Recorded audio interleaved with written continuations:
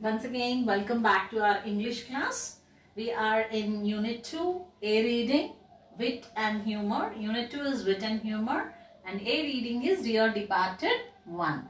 And in the previous video, in part 3 video, we have seen Mr. Jordan, that is Mr. Ben Jordan, started scolding his father-in-law when he came to know that he did not pay the premium.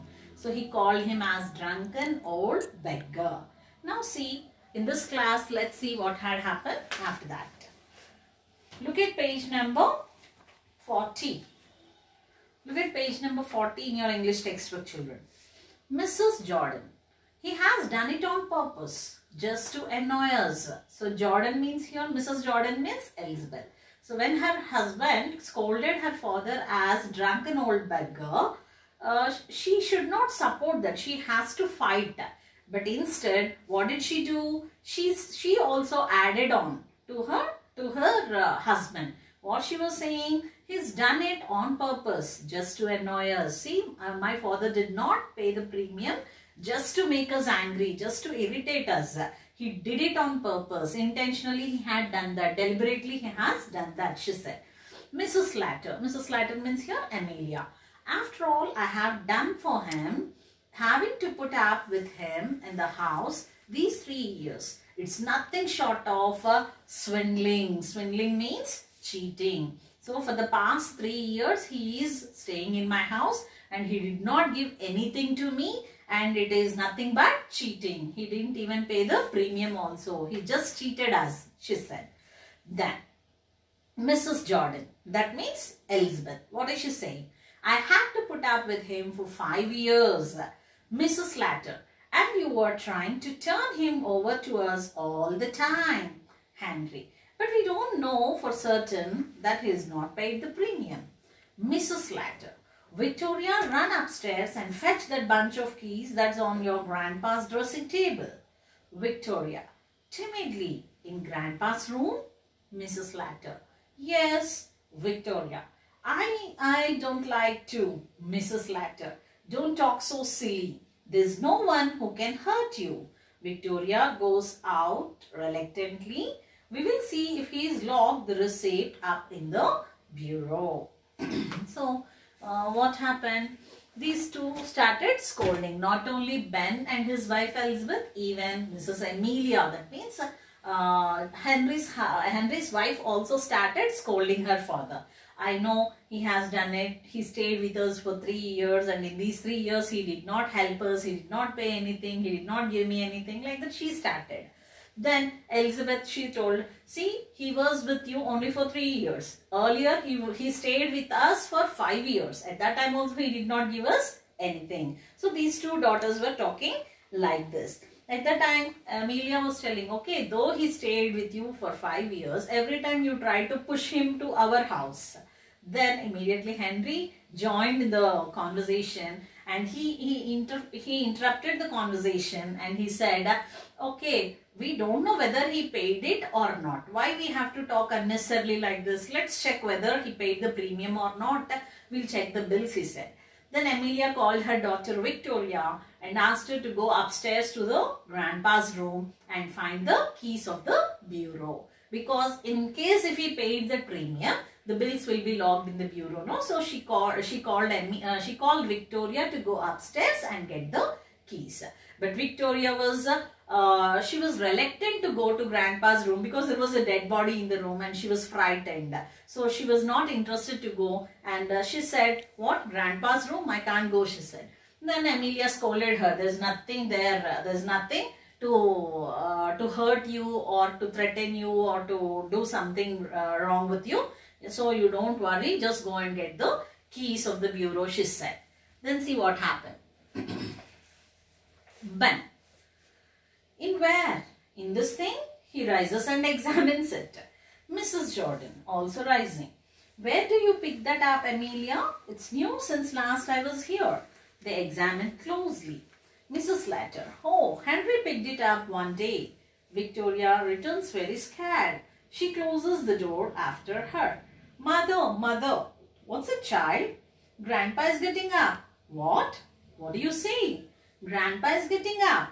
The child is crazy, said Mrs. Jordan. Don't talk so silly. Don't you know your grandpa is dead? Victoria. No, no, he's getting up. I saw him. They are all transfixed with amazement, and Victoria clings to Mrs. Slater.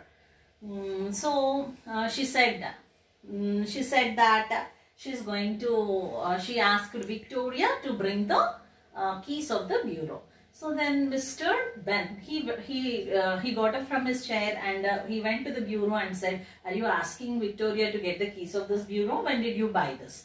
Then she said that Henry had bought it very cheaply some other day, she said. That means she is trying to lie.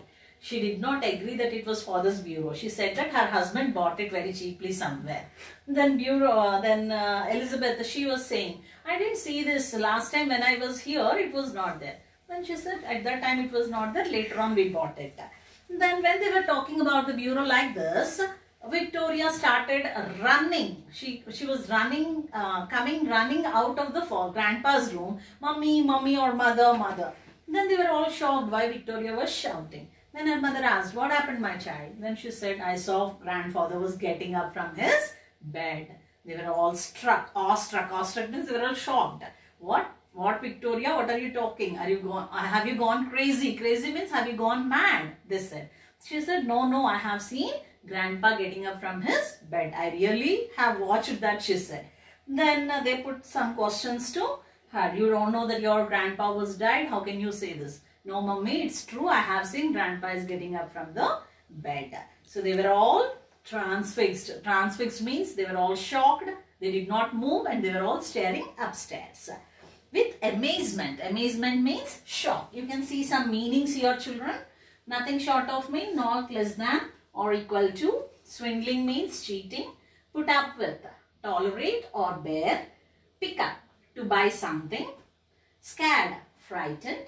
Hissed, used to attract the attention. Chuckling, quiet laugh. Gay, attractive.